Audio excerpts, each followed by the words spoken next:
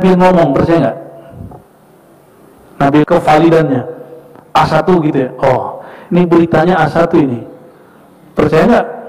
Siapa yang bangun masjid? Nah, masjid itu termasuk tempat ngaji, tempat sholat. D3 itu.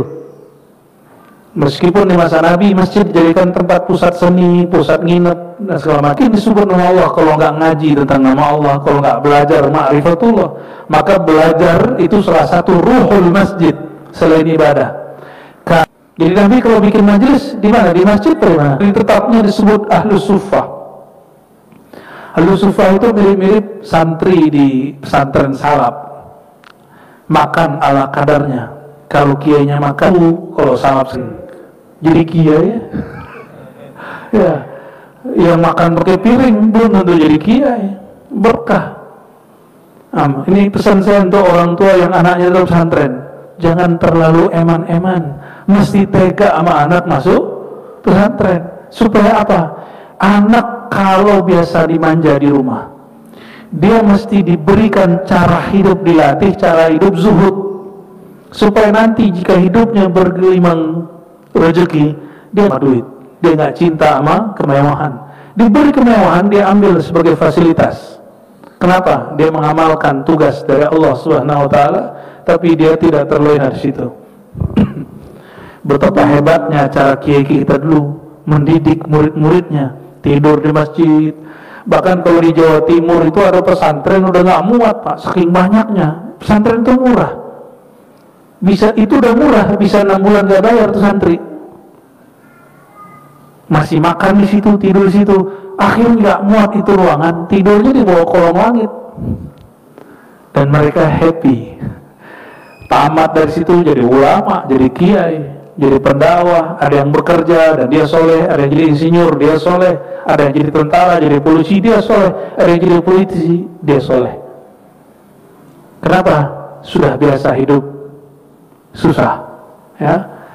Anak saya mendoakan keluarga kami, ya. Anak saya masuk pesantren, dulu pesantren sederhana sekali, sengaja kita paksa supaya nanti kalau masuk pesantren yang lebih baik, dia bersyukur tiap hari. Dan alhamdulillah jadi, ya. Semoga keturunan kita menjadi ulama-ulama, menjadi pejuang-pejuang. Amin ya rabbal alamin, ya. Wa an Umar radhiyallahu ta'ala anhu قال سمعت رسول الله صلى الله عليه وسلم يقول من بنى مسجدا يذكر في اسم الله بنى الله له بيتا في الجنة. Ini diberikan detail di sini.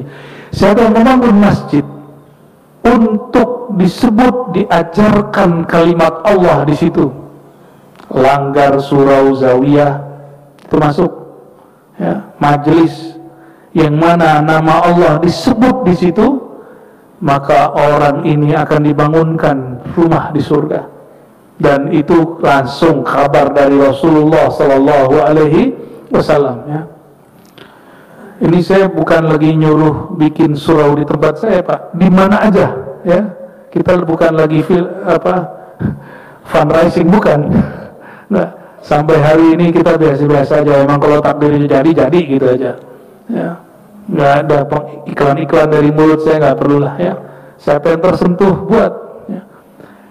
Jujur saya nggak perlu surau udah di hati saya. Kalau yang mau ngaji di surau nggak kena hujan, buatlah. Yang di BSD itu silakan dibuat, ya. Dimanapun nanti kan kita sudah punya beberapa ngaji di sana, ya. Termasuk apapun tempat, ya. Syukur-syukur, ya, di situ diajarkan ilmu ma'rifatullah, bangun. Ya, bangun segera, dimanapun, di daerah, di kampung kita ada kiai, dia bisa mengajarkan nama Allah, kasih tahu dia kalau kita punya rezeki, mau nggak kiai, kita buatkan, ya. Kalau sudah, jangan intervensi, ini adabnya. Ini kadang-kadang mohon maaf, donatur itu intervensi. Kejadianlah di beberapa tempat di Kepulauan Riau dan di Riau, saya kenal beberapa, ikut serta ngurusin yayasan. Akhirnya yayasannya nggak jalan, orangnya capek sendiri. Ketemulah seorang kiai, dikasih tahu, Pak Kiai, saya capek. Ya udah, sini aku urus, diurus, beres. Jadi kita bagi-bagi tugas, ya. Nah, orang kadang-kadang egonya main, nggak percayaan sama orang. Nah, hati-hati di situ ya, hati-hati di situ. Uang bukan uang kita, milik Allah. Ilmunya kiai juga bukan ilmu dia, itu ilmu dikasih oleh Allah Subhanahu wa taala.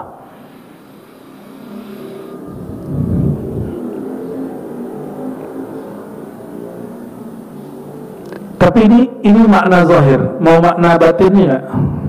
Makna makrifatnya nggak? Oke. Masjid hakiki itu apakah bangunan atau setiap tempat yang disebut nama Allah? Mungkinkah ada bangunan di atas tanahnya berkubah, tapi di bawahnya, di dalamnya orang nggak sebut nama Allah? Mungkin ya? Mungkin aja. Bapak ke Itali banyak, ya, dikira masjid, tahu-tahu gereja atau bangunan biasa. Maka itu masjid yang zahir. Ini masjid.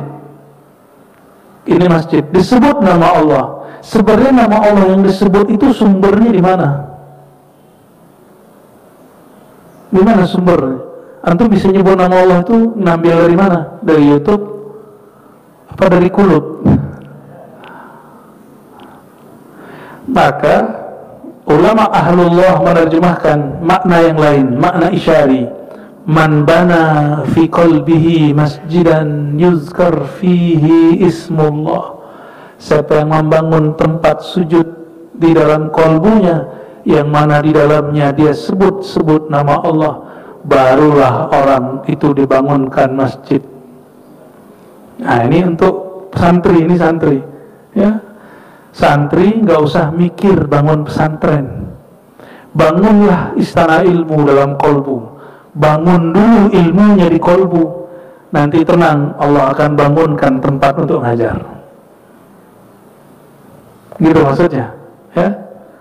Jadi ini yang diajarkan Mbah Maimun dulu. Nggak usah mikirin bangunan dulu, ngajar aja dulu. Ngajar itu yuzkaru fihi ismullah, disebut di dalamnya, di tempat itu nama Allah. Hakikat menyebut nama Allah di lidah atau di kolbu. Bangun dulu istana zikrullah di kolbu, masjid di dalam kolbu, nanti baru dibangunkan. Kalau tidak, nanti jadi masjid di luar. Masjid di luar bagus, tapi orang-orang munafik dia tidak membangun nama Allah di dalam kolbunya, tidak bangun tempat untuk menyebut nama Allah di dalam kolbunya. Nah, ini untuk para santri yang ingin jadi kiai, ya, nggak usah sibuk-sibuk mikirin tanah kosong, nyari tanah kosong, udah tenang aja, ya. Yang hak kita pasti dapat. Saya ngembaliin tanah orang sering, Pak. Kenapa? Jika isyarat kolbu kita nggak dapat, ini tempat nggak akan menambah nama Allah di kolbuku, ya sudah, nggak usah balikin aja. Kalau malah nambah konflik, malah ada kepentingan duniawi di situ, orang pengen berbisnis di situ, kita balikin. Atau muridnya suzon sama gurunya, boleh murid suzon sama guru. Belum pesantrennya jadi, sudah ada Pak dulu, ya. Orang nyerahin tanah belum jadi, udah suzon duluan. Terus kalau mati Rozi, diwarisin ke anaknya. Ya salam, saya belum mati, disuruh ngomong begitu. Mau ketemu 1000 kiai itu nggak akan beres, karena pola dia disuzon sama gurunya. Balikin aja Pak, sekian hektar kita balikin aja. Ya, kita nggak perlu yang begitu. Ya, orang-orang yang sudah kenal Allah, namanya, sifatnya, dia nggak perlu orang lain untuk zikir. Orang lain yang perlu dia. Karena orang yang kolbunya sudah ada nama Allah, dia nggak pernah kesepian. Kenapa? Malaikat datang terus ke kolbunya, membisikkan, "Alla takhafu wa la tahzanu." Malaikat ngantarin. Jadi bukan dia cari malaikat, malaikat salat ke dia. Itu yang disebut dalam hadis Imam Muslim, "Safahatkumul malaikah." Malaikat datang kepadamu, menyalamimu. Malaikat kalau nyalamin kita, ini yang kita sebut salat. Jangankan kamu, malaikat pun datang. Ya, jadi Jangan heran jika ulama-ulama yang istiqomah itu ilmunya gak banyak, yang penting dia istiqomah. Allah ajarkan dia ilmu yang dia gak tahu. Disitulah kiai-kiai disowanin orang. Jangan bayangin berkhayal disowanin itu enak Pak, capek ya, lelah itu disowanin. Antum bisa bayangkan itu Mbah Maimun masa hidupnya, Habib Lutfi ya, kayak Ali Masyhuri ya. Masya Allah, itu gak berhenti orang datang. Padahal beliau lagi sakit, punggungnya sakit, kakinya sakit. Itu yang datang bisa 2 hari 3 hari nunggu. Berarti beliau ini belum sempat istirahat, yang ngantri sudah banyak. Masya Allah. Dan Rasulullah SAW begitu.